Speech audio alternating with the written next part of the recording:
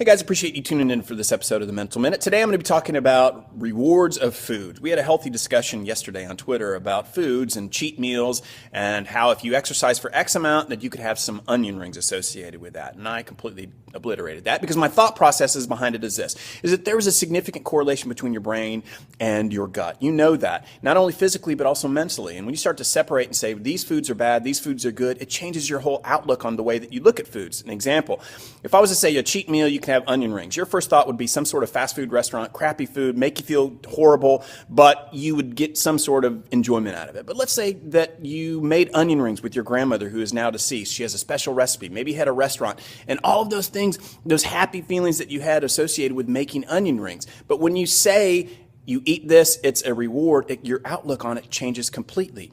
You deserve to be happy and healthy. You don't deserve to have onion rings or a milkshake.